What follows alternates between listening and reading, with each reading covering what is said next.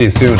Well, are everyday working class Hoosiers getting their money's worth from the tax dollars they contribute to the Indiana Economic Development Corporation? An investigation by Fox 59 and our partners at State Affairs find that despite billions spent in paychecks in Indiana are lagging far behind other states.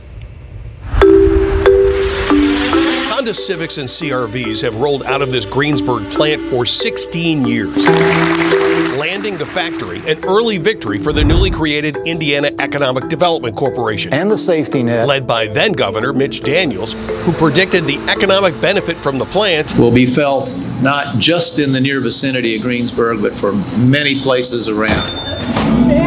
Fast forward to today, we found patrons at Story's restaurant agreed. While dining on generous pork tenderloins, most folks were happy to heap praise on Honda. Thank you very much. Have a great day. Thank you. Some of their higher level employees are residents of Decatur County, so that's really nice. It's made the economy go up because it's made other places that are hiring up their ante. And since the 07 groundbreaking for the Honda plant, per capita income in Decatur County is up over 60%. That, in a nutshell, was Daniel's vision for the IEDC, to fatten Hoosier paychecks.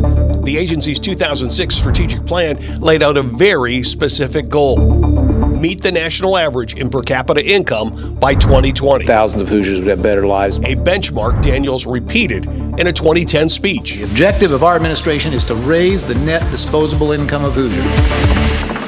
So, are we there yet? If you take all the income earned in Indiana and divide it by the total population, does it equal to the national average? No, and we're not any closer. Back in 2005, when the IEDC was created, Indiana's per capita income was just shy of 88% of the national average. Last year, 2023, Hoosier per capita income was actually slightly further away from the national average. And other smaller states do better than Indiana. People in Iowa, Utah, Maine, Kansas, Montana, and both of the Dakotas, South and North, make more money. Look across America. When we asked Daniels about the state falling short of the goal he set out, he noted dollars go further here. We have one of the lowest costs of living in this state, in the country, which is great. Our housing costs are about the best in the country, in part due to the fact that we lowered and froze property taxes. Even so, there are clear signs Hoosiers desperately need more money. Delinquent car loans are on the rise. Among U.S. states, Indiana has the 6th highest percentage of car loans more than 90 days past due. Home mortgage delinquency, Indiana ranks 10th highest. And last year, the number of Hoosiers with delinquent credit card debt rose more than 36%.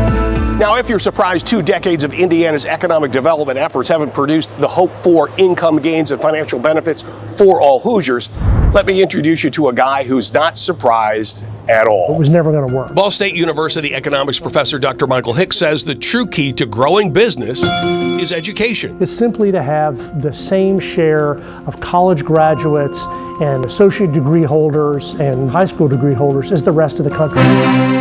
On educational attainment, Indiana scores poorly. When looking at adults 25 and older, more than 90% have a high school diploma or higher, good for 34th place among all states. But for a bachelor's degree or higher, Indiana ranks a dismal 43rd. More than anything else, Hicks says companies want a ready workforce. Businesses are naturally looking for that talent-rich location. And if you don't have that talent-rich location, then you have to pay them a lot to come here. Or grow here. Example, Eli Lilly is spending $9 billion on twin pharmaceutical manufacturing plants in the IEDC's LEAP district. But in exchange for choosing the Boone County site over other states, IEDC gave Lilly training grants, infrastructure improvements, plus tax rebates and credits worth an estimated $1.25 billion. And this appears to be the IEDC strategy. For the $70 million project. It touts it has convinced businesses to invest in Indiana to the tune of tens of billions of dollars in the coming years, hoping it will drive up Hoosier incomes. Knowing what we're seeing in the pipeline, those wages could be even elevated more than they are right now. And through the IEDC's numbers, we could catch and surpass that national average as well. We've done projects in 36 counties. But the IEDC, now in its 20th year, has so far failed to deliver on its foundational promise of raising Hoosier incomes to average in America. So how does the man who came up with that benchmark feel about coming up so short? It's not good enough, and it's still the right goal. Steve Brown, Fox 59 Investigates.